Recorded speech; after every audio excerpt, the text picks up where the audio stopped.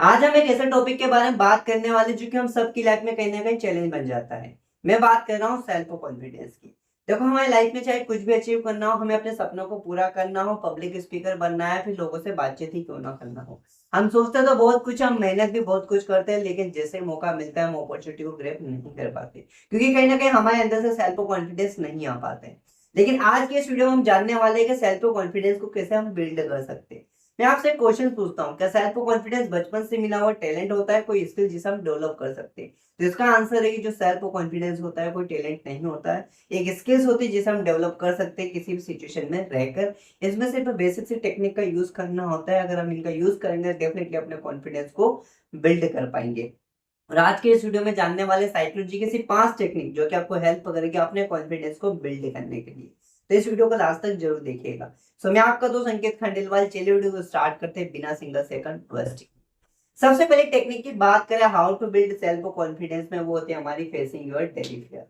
देखो जितना हम अपने डर से दूर भागते हैं ना, उतना डर हमारे सामने आता जाता है। लेकिन जैसे हमने इसका सामना करना स्टार्ट कर दिया, हम इसकी पावर को कम कर देते हैं और हम अपने कॉन्फिडेंस को बिल्ड कर पाते हैं।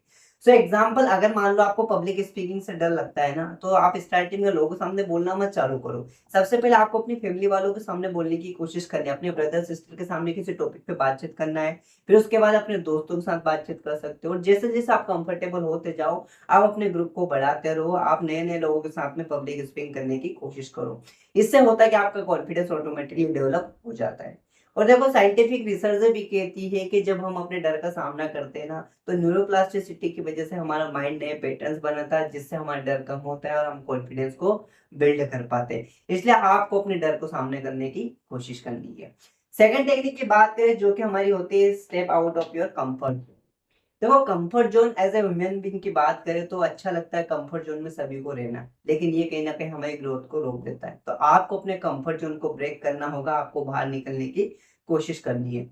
एग्जाम्पल की बात करें, अगर आप ऐसे व्यक्ति हो जो कि शायरी ना पसंद है आपको, आप शाय होते हो, आप इंट्रोवर्ट टाइप की पर्सनैलिटी के पर्सन हो, आपको लोगों के साथ में घुलना मिलना अच्छा नहीं लगता है, आप बाहर पार्टी वगैरह करना नहीं चाहते हो, तो नो इशू। देखो आपको ये सारी चीजें करना पड़ेगी, क्योंकि एज ए ह्यूमन बीइंग की बात करें, हमें लोगों के साथ रहना है, तो इनके साथ हमें घुल मिलना पड़ेगा ही सही। तो आपको क्या करना है, आपको हर हफ्ते कम से कम 1 या 2 बार आपको छोटी छोटी पार्टी करने जाना, अपने फ्रेंड वगैरह के साथ में आप बाहर जा सकते हो, आप वर्कशॉप में पार्टिसिपेट कर सकते हो, या दोस्तों को नए दोस्त बना सकते हो, आप नए ग्रुप में ऐड हो सकते हो। जहाँ से होता है कि आप नए लोगों से दोस्ती करोगे, आप उनके साथ इंटरेक्शन करोगे, आपको नई सारी चीजें पता चलेगी, जिससे कहीं ना कहीं ऑटोमेटिकली आपके कॉन्फिडेंस बढ़ता जाएगा। और हर साइकोलॉजिस्ट कहता है कि जब हमारे बाउंड्रीज को हम ब्रेक करते हैं, कंफर्ट जोन की बाउंड्री को ब्रेक करके हम बाहर निकलते हैं ना, तो ऑटोमेटिकली हमारा कॉन्फिडेंस बढ़ने लगता है, जिससे कहीं ना कहीं हमारी करियर ग्रोथ भी पॉसिबल हो जाती है। तो आपको अपने कंफर्ट जोन से बाहर निकलने की कोशिश करनी है। थर्ड टेक्निक की बात करें जो कि हमारी focusing on your strength,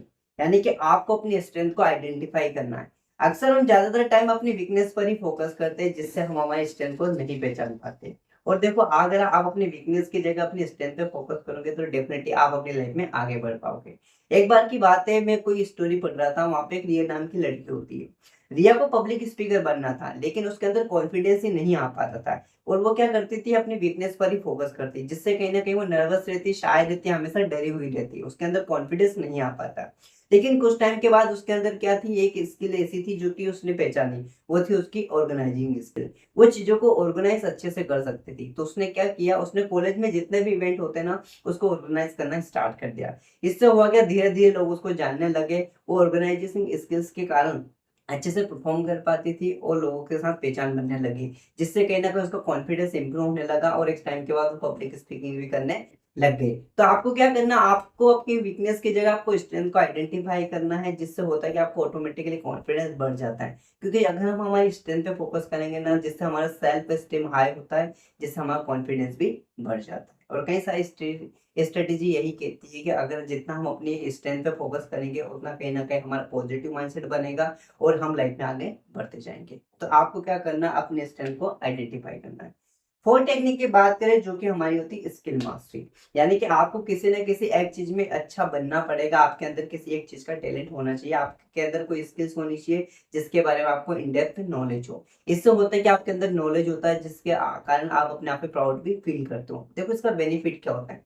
example मान लो कोई स्टूडेंट हो जिसको पेंटिंग बनाना आता है, लेकिन उसको पेंटिंग अच्छे से आता है, एवरीडे वो प्रैक्टिस करता है। इससे होता है क्या, उसको एक हैबिट बन चुकी है कि मैं विश्वास होता है उसको अपने आप पे कि मैं पेंटिंग बना सकता हूँ, जिससे कहीं ना कहीं उसके बिलीव के कारण ये चीजें हर चीज में काम आती है। वो फिर एग्जाम में टॉप करने लग जाता है या कहीं एग्जाम में परफॉर्म करने और एक्टिविटीज में भी कहीं ना कहीं उसका बिलीव बढ़ता जाता है, क्योंकि उसके माइंड की हैबिट बन चुकी है कि मैं कोई ना कोई काम अच्छे से कर सकता हूँ। वो उसका जो कॉन्फिडेंस होता है वो हर चीज में कहीं ना कहीं उसको शो करता है। तो आपको भी यही करना, कम से कम आपको एक स्किल में मास्टर बनना पड़ेगा, चाहे वो कुछ भी हो सकती है, क्योंकि अगर आप एक स्किल्स में मास्टर बनोगे तो आपके अंदर नॉलेज आएगा उस फील्ड के कारण, जिससे कहीं ना कहीं आपका कॉन्फिडेंस बढ़ जाता है। और कई सारी स्टडीज यही कहती है कि जब हमारे अंदर कोई एक स्किल्स होती है, हमें किसी एक चीज का नॉलेज होता है, तो हम अपने आप में प्राउड फील करते हैं, जिससे हमारी सेल्फ एस्टीम बढ़ने लगती है और हम कॉन्फिडेंस हो जाते हैं, हम अच्छा फील करने लग जाते हैं।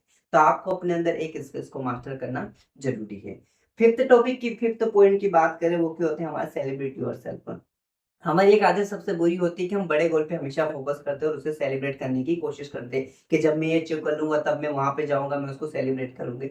ऐसा नहीं करना, क्योंकि देखो बड़े गोल को अचीव करने में टाइम लग जाता है, जिससे हमारी प्रोसेस धीमी हो जाती है और हम सेलिब्रेट चीजों को नहीं कर पाते। आपको इसकी वजह क्या करना है, छोटी छोटी चीजों, छोटी छोटी अचीवमेंट को आपको सेलिब्रेट करना है। आप ज्यादा दिन का ना सोच के आज की भी अगर हम बात करते हैं, एवरीडे आपको फोकस करना है कि पहले से बेहतर आपने क्या किया। जो भी काम आपको पहले से बेहतर आपने कर दिया इस आज के दौर में, उस पर फोकस करना है कि आज मैंने क्या अच्छा किया, उसको सेलिब्रेट करना है। इससे होता है कि आपका माइंड हैबिट बनाएगा, नए नए पैटर्न क्रिएट हो गए, जिससे आपको कॉन्फिडेंस ऑटोमेटिकली बिल्ड होगा, आप उसे ना स्टार्ट कर दोगे। अगर आप ऐसा करोगे तो डेफिनेटली कहीं ना कहीं आपको कॉन्फिडेंस बढ़ जाएगा। तो देखो 5 टेक्निक है, अगर आप इनका यूज करोगे ना तो डेफिनेटली आप अपने कॉन्फिडेंस को बढ़ा पाओगे। ठीक है, तो सेल्फ कॉन्फिडेंस बढ़ाने के लिए आपको क्या करना है, आपको सबसे पहले फेसिंग योर डेली फिर आपको अपने डर का सामना करना है। जितना आप अपने डर को सामना करोगे ना, उतना ही आपकी सेल्फ एस्टीम हाई होगी। ठीक है, उतना आपका कॉन्फिडेंस बढ़ता जाएगा।